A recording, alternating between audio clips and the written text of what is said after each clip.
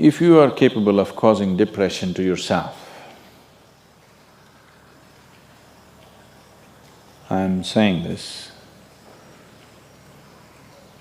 not without any concern for your illness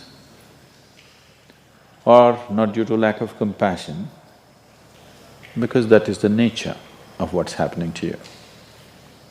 If you're causing depression to yourself, you are able to generate substantial amount of intense emotions and thoughts, but in the wrong direction.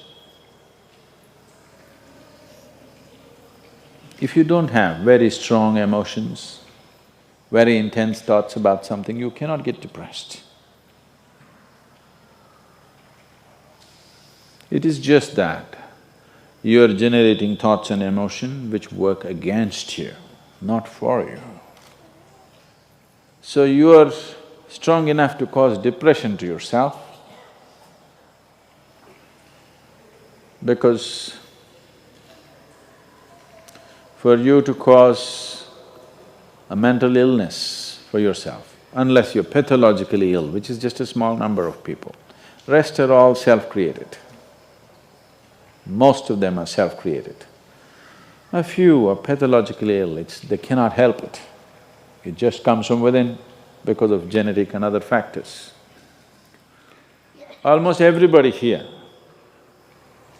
if we train them towards a certain kind of thought process and emotion and push them a little bit with the outside situations, almost everybody will go lose their mental balance. They will become clinically ill.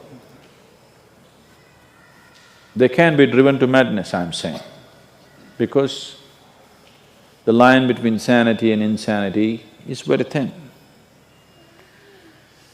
People keep pushing it. You get angry, you're pushing the line. It's a thin line.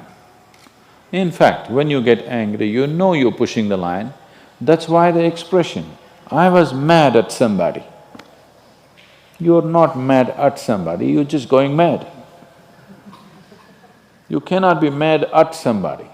You're just pushing your sanity, the boundaries of sanity and moving into insanity for a certain period of time and coming back.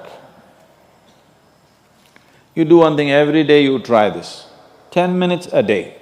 Try intense anger on somebody. What? You will see in 3 months' time, you will be clinically there. Yes. Just try it if you want. Because if you keep pushing the line, you go mad and you come back, you go mad and you come back, one day you're not able to come back, that's all. One day you're not able to turn back, then you're clinically ill. You must understand, even if you got angry for a moment, you're already ill. Maybe you don't get the certificate of diagnosis. They don't slap a certificate on you that you're gone, but you are going, isn't it? You think it's your right to throw tantrums, you think it's your right to get angry with people, you think it's your privilege to be depressed so that you'll get attention from somebody. You keep playing this, one day you will not be able to turn back. Keep crossing the line every day, one day you will see you cannot cross back. That day, you need a doctor. Till then, everybody needed a respite from you, but the day you can't cross back, they get the respite because now they can catch you and give you to a doctor. Otherwise, you're temporarily going mad every day, many times a day. They cannot even send you to an asylum, they have to bear with you, your family, your friends, your people around you. If you get at least truly clinically ill, we can hand you over. There's one temple in Tamil Nadu, where they chain you and keep you.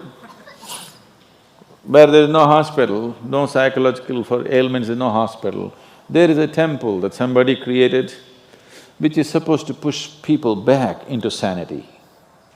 So, families just take them and leave them there, they're shackled and left in the temple. You give them some money, they'll feed you, and you're just there like an animal, tied up. I think if hospitals were run like this, a lot of people wouldn't go crazy. They would maintain their sanity. Right now it's too deluxe. If you make hospital extremely comfortable, it'll become an incentive to become sick. And you have incentives in your life to become ill, right from your childhood. You got the maximum attention only when you fell ill. When you are happy, they screamed at you. When you squealed in joy, they screamed back at you, adults. You… then boo-boo, boo-boo, boo-boo, boo-boo. When you are a child, physical illness is good because you'll get attention from your mother and father and everybody around you, and you don't have to go to school on that day. So you learn the art of falling physically ill. But once you get married, you learn the art of becoming mentally ill. Because if you want to get attention, you go sit in a corner, act depressed, people will pay attention to you. So, you keep playing this game, one day you're not able to cross the line back. That day, you're clinically ill. Unfortunately, in many ways, not just in the way that I said now, in many different ways, I would say 70% of illnesses on the planet, all kinds, are self-created. Even if you get an infection, there is a way. If you keep yourself in a certain way, physically and mentally, the virus and the bacteria will not work the same way as it works upon somebody else. If you set yourself like this, no matter what's happening, anyway, I have to go and do this, this and this. There's no break from that. The last 29 years, I have not been able to cancel one program because I'm running temperature, I got a cold, I got this, I got that. It doesn't matter what's happening, what you have to do, you anyway have to do. You can't turn back on that. Either out of your commitment or you have a boss like that. One way or the other, if it happens, then you will see, you will not at all fall sick so often. Because if you have temperature, you still have to go. If it's summer, you still go, right? Now, a lot of people don't go. It's a little hot outside, they don't go and work. Little cold outside, they don't go and work. A little raining, they won't go and work. A snowflake, they will not go and work. This is just weather. So for every change in weather, if you have the comfort of covering yourself in a blanket and lying down, once you create that, your body will learn to fall sick as often as possible. If you just keep it this way, it doesn't matter what it is, anyway I have to go and do what I have to do, you will see your body will just bounce back as quickly as possible, even if it gets the worst kind of infections. So, you just have to set the necessary conditions for health, necessary incentives for health, both for yourself and your children if you have them. Do not set incentives for sickness. The child is sick, observe him from a distance, never go cuddle him. He knows that's the worst time of his life and he knows he has to get well soon. And give him the best attention when he is joyful. You will see he naturally learns from within. His very chemistry will learn that it pays to be joyful, it doesn't pay to be sick. If you make this very clear to your own biology, to your own chemistry and to everybody around you, you will see people will not fall sick as often as they are right now. So set that up for yourself. You will see you will get healthy. If you can turn your mind this way, you can also turn it this way. I want you to understand this. No, I'm like this because my father abused me when I was 7 years of age. If you know all that bullshit, you can as well turn yourself around, isn't it? It's time.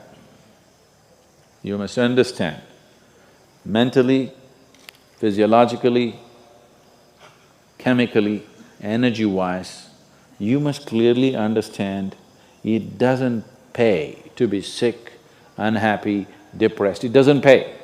To be joyful and ecstatic, it pays. If you make this clear to all these people inside, they will all behave properly.